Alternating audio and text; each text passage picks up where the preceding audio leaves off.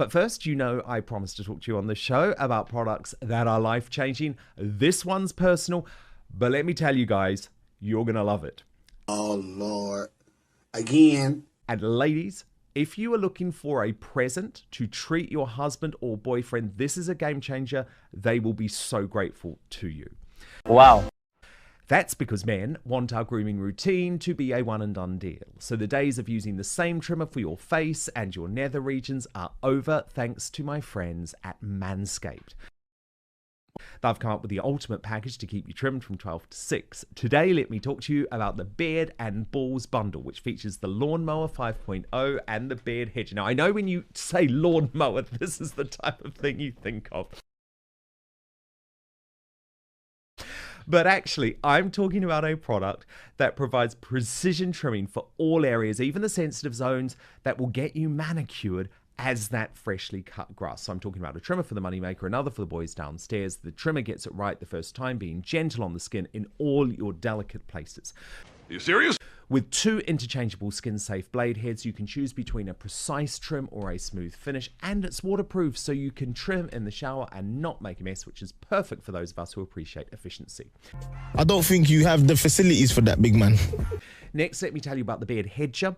Whether you're going for a neat stubble or a full-on lumberjack look, it will keep you completely covered. There's a titanium-coated steel T-blade, 20 length options. You can achieve any style you want with just a twist of the zoom wheel. And just like the lawnmower, the Beard Hedger is also waterproof, so you can handle your beard grooming in the sink without worrying about water damage. Are you serious? It's got 60 minutes of runtime and LED charge indicator. You'll never be caught mid-trim with a dead battery. This is such a gentle product.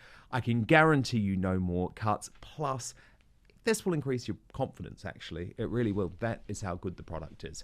Hey, y'all, come look at this. The really exciting news is today I can offer you 20% off and totally free shipping. I ordered some the other day. It comes very quickly, beautifully packaged. All you have to do is visit www.manscaped.com. Use the code OUTSPOKEN at the checkout. So once you've put all of your details in, then you use the Outspoken code and 20% comes off just like that. What? www.manscaped.com. No more juggling multiple tools or dealing with subpar results, just efficient, effective grooming wherever you need it for the premium grooming experience. Trust Manscaped. Ha! Gay! Can I just go back and ask about Justin Welby, Angela? Because I have to be honest, I don't trust the guy. And I'll explain why. I know he's the Archbishop of Canterbury. I do understand that. And so, of course, there's a certain respect that comes with that role. Fact. But the problem is, Angela, in lots of the things that he's done, he is very much on the woke side of things. He is very much pushing the Church of England towards going very, very woke. What do you mean by that? And he has always taken the side of Harry and Meghan. And he's always tried to be their sort of spokesperson behind the scenes and a go-between between Harry and Meghan and the King, for example. Okay, I'm listening. You have my attention. Now, I don't really feel that's appropriate, and I don't really trust his motives. Am I being unfair? No, I can't. I don't like him at all. The only time I felt sorry for him was when, Meghan said that they got married 3 days before they actually had their wedding. What? Bro, what are you talking about, man? And she said that was because we didn't want all that fancy stuff. She'd asked for it, £32 million worth of it. She said, I wanted something that was intense and intense and down to earth. And so it was me, Harry, and the Archbishop of Canterbury. Now, I'm really mad. And when I heard that, I thought, well, that's impossible, because were there 2 people representing it? They had to see it. Was the place all right? I can't imagine them being married twice in a week. That doesn't make sense. Anyway, a few days after that, the Archbishop had to make an announcement that it wasn't true. He didn't marry them 3 days before the actual wedding because of those reasons. You have to have witnesses, and Meghan and Harriet put him in the most awful spot.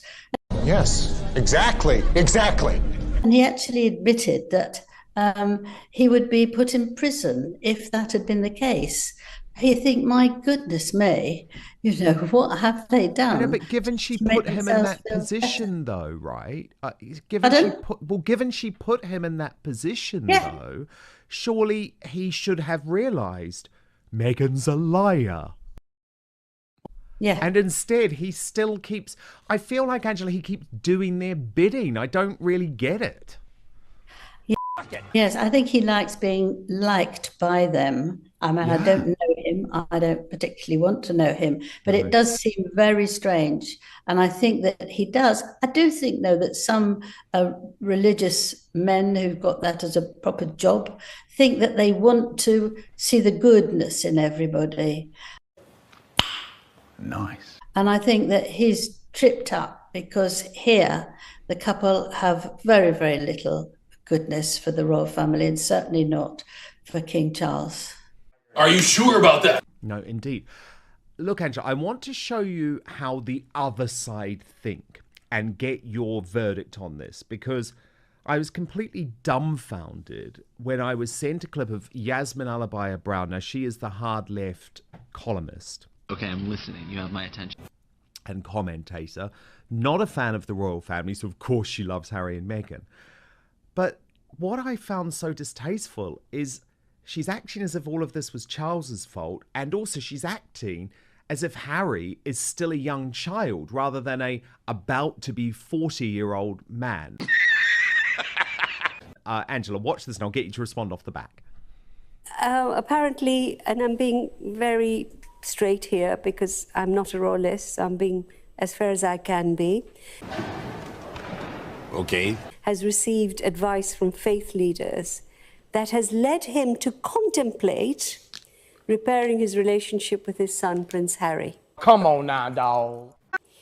And he has taken, in quotes, spiritual nourishment from his discussions with religious leaders. And so it goes on and on and on. Well, look, he's your son. Yeah? Make up with him. You're the grown-up. Really, nigga? Yes. Simple. You don't need archbishops and imams to tell you to do that and get spiritual nourishment. Just do it. Do it! Just do it! Is it that straightforward? It is that straightforward. It really is that straightforward. It can't happen because there's a lot of bitterness. Yeah, right. Yes. I And mean, a bit on all sides. more. Angela, your Yeah, response. I mean, I know her. I knew her very well a while ago. Yes, she was always talking about any man who was white should leave the country, but she's married to a very nice white man. So that's that. Do you see me laughing, my It's very interesting because a parent can absolutely love a child, but they don't like what's become of them. They don't like how they are. And so you have to protect yourself from it. It's not easy. And as I said, if they think that they're going to come over and they're going to cooperate, they're going to fit in with what they so hated, it's unbelievable. It's not going to happen. Really, nigga? And you can't put it all on his head. He's not just the king, he's their father, Harry's father. And he's I spent a year with him writing about something, and he's a gentle, emotional, very caring man. Oh, my. And this must be hurting him enormously. But I know that Harry shouts at him, demands from him, and you can't keep on going like that.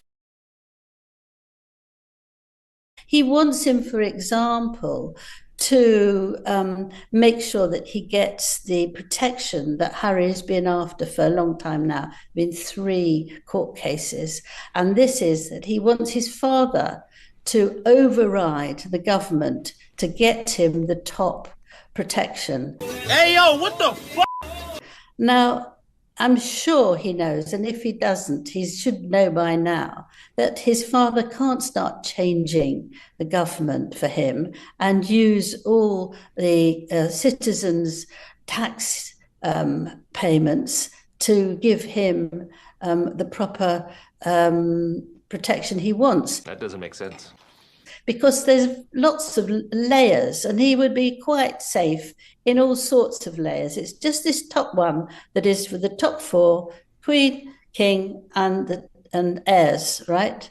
And the rest have one just below, and he doesn't want that. And he's tampering with his father. He knows that would upset him. He knows it makes everybody angry, and he wants, it's his way of being proud and making something for himself. I think it's very sad. Yes, exactly. I think he's so much into the spare feeling that he doesn't know that once he was very helpful and very useful and did a lot for the Queen and William and his father.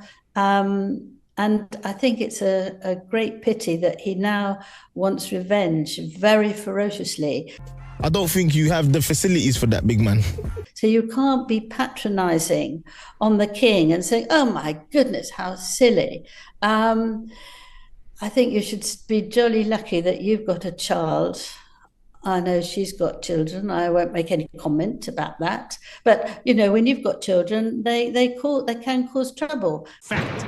But they're not that vile. They're not that horrible to you. They don't wash your dirty linen in public so that people know all sorts of things that you've said and a lot of things that are completely untrue about you. Boring. And because you're dignified, you don't reply because that adds to the adrenaline, which is actually what they want. And they're very clever at it, particularly Meghan. And it's very heartbreaking, but we have to stand firm and say this is nonsense.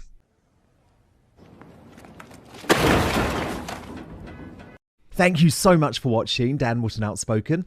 Please do subscribe if you want lots more clips and interviews like that. Plus, if you want to watch our totally uncensored after show, then visit www.outspoken.live.